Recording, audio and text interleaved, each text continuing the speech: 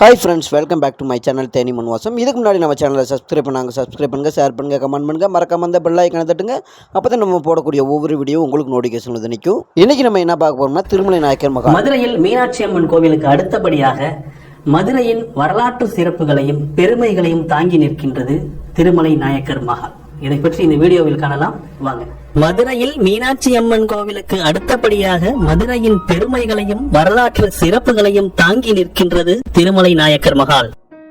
கிபி 1623 தொடக்கம் 1659 வரையான காலப்பகுதியில் ஆட்சி பொறுப்பில் இருந்த மதுரையை மிகச் சிறப்பாக ஆட்சி புரிந்த திருமலை நாயக்கரால் கட்டுவிக்கப்பட்டது இந்த மகால். இத்தாலிய கட்டிடக்கலை வல்லுநர் ஒருவரின் கைவண்ணத்தில் உருவான இந்த அரண்மனை இந்து முஸ்லிம் யூரோப்பிய கட்டிடக்கலை பாணியான இந்தோ சரசனிக் பாணியில் வடிவமைக்கப்பட்டிருக்கிறது. இந்த அரண்மனை 58 அடி உயரம் கொண்டதாக காணப்படுகிறது.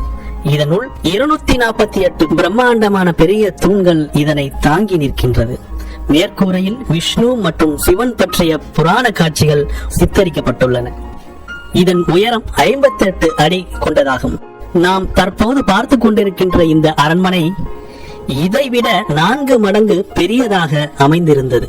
திருமலை நாயக்கர் மகால் 2 பகுதிகளாக பிரிக்கப்பட்டிருந்தது.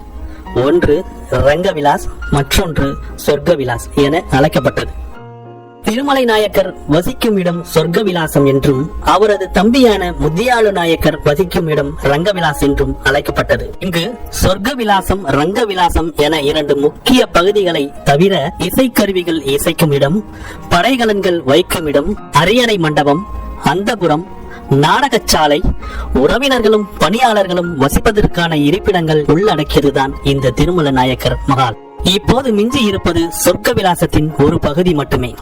தற்போது காணும் இந்த நுழைவாயில் முதலில் வைக்கப்பட்டது அல்ல. திருமலை நாயக்கர் காலத்தில் இந்த மகாலின் நுழைவாயில் இக்கட்டிடத்தின் வடக்கு புறத்தில் அமைந்திருந்தது. திருமலை நாயக்கர் மகாலின் நுழைவாயிலை கடந்து செல்லும் பொழுது மைய பகுதியில் ஒரு மைதானம் போன்ற ஒரு அமைப்பு காணப்படுகிறது. 2 குதிரைகள் அலங்கரிக்கும் மேற்பகுதியில் அலங்கார வளைவுகளுடன் கூடிய பகுதியே சொர்க்க விலாசம்.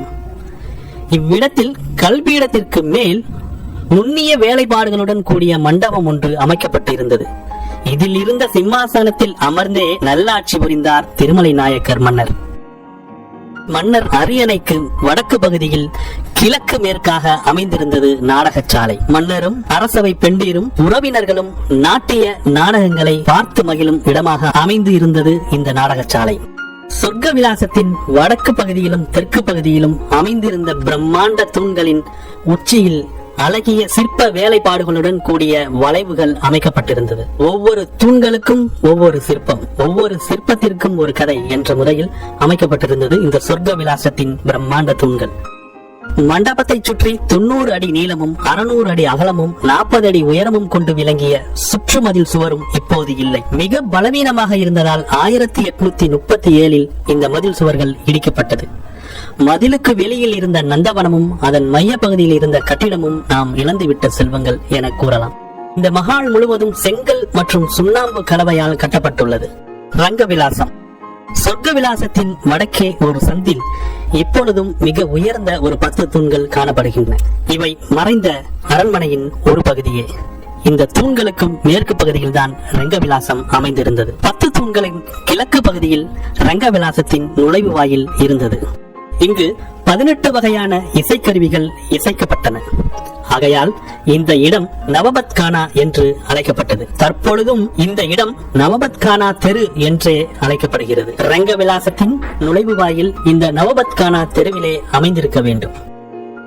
திருமலை நாயக்கரின் பேரனான சொக்கநாத நாயக்கர் இவ்வழகிய அரண்மனையை இடித்தார். மதுரையில் இருந்து திருச்சிக்கு தலைநகரை மாற்றிய பிறகு திருச்சி அரண்மனையில் பயன்படுத்துவதற்காக இங்கிருந்த பொருட்களை திருச்சிக்கு எடுத்து சென்றார். இவ்விடிபாட்டின் காரணமாக கிபி 1858 பெய்த பெருமழையால் இந்த அரண்மனையின் பல பகுதிகள் சிதைந்து போயின. கிபி 1868 ஆண்டு சென்னை மாகாணத்தின் கவர்னராக இருந்த லார்ட் நேபியர் இவ்வரண்மனையின் அழகை கண்டு இந்த அரண்மனையை பாதுகாக்க நிதி ஒதுக்கினார்.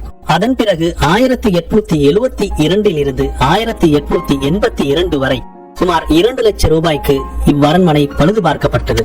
ஆங்கிலேயரின் ஆட்சி காலத்தில் ஆங்கிலேயர்களுடைய அரசு பணி இடமாகவும், அதன் பிறகு ராமநாதபுரத்தின் மதுரை நீதிமன்றமாகவும் விளங்கியது இவ்வரண்மனை. கிபி 1970 ஆண்டு வரை நீதிமன்ற வளாகங்களாக செயல்பட்டுக் கொண்டிருந்த இவ்வரண்மனை தற்பொழுது தமிழ்நாடு தொல்லியல் துறையால் பராமரிக்கப்பட்டு வருகிறது.